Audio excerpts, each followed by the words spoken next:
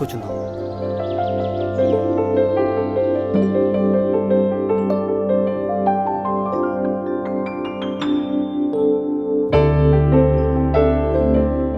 ఈ online relation ఎంతవరకు నమ్మొచ్చు? నిన్న ఒక విషయం అడుగుతాను, చెప్తావా? అడుగు.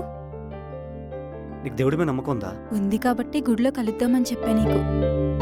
మన నిర్ణయంలో తప్పుండొచ్చేమో కానీ ఆయన నిర్ణయంలో తప్పుండదు. దేవుడు ఇప్పుడు మనకు దగ్గరగానే ఉంటాడు, మనమే దేవుడికి దూరంగా ఉంటాం. సమాధానం మన దగ్గర ఉన్నా ప్రశ్న పక్క వాళ్ళని అడుగుతాం. అదేంటి? నేను ఆన్లైన్లో చాలామందిని చూసుంటాను, కానీ నీకెందుకు మెసేజ్ చేశాను?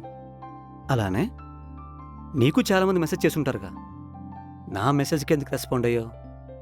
ఇందులో ఆయన నిర్ణయం లేదంటావా? చూడరతా, మన జీవితంలో అనుకున్నవన్నీ జరుగుతాయో లేదో, కానీ అనుకోనివి చాలా జరుగుతాయి. ఇకపై ఏం జరగాలన్నా నువ్వు తీసుకున్న నిర్ణయంపై ఆధారపడింది. నిర్ణయం తీసుకునే స్వేచ్ఛ నాకున్నా కానీ అది నిర్ణయించేది మా బామ్మే. ఆల్రెడీ నీ గురించి తనకి చెప్పా. కలవకుండా నా గురించి చెప్పావంటే నైస్. అంత సంబరపడకు. ఆ? ఏదో ఒకరోజు తను మీ ఇంటికొచ్చి ఓకే అంటేనే మన పెళ్ళి. అర్థమైందా? సరే సరే సరే నేను వెళ్తా. ఓకే.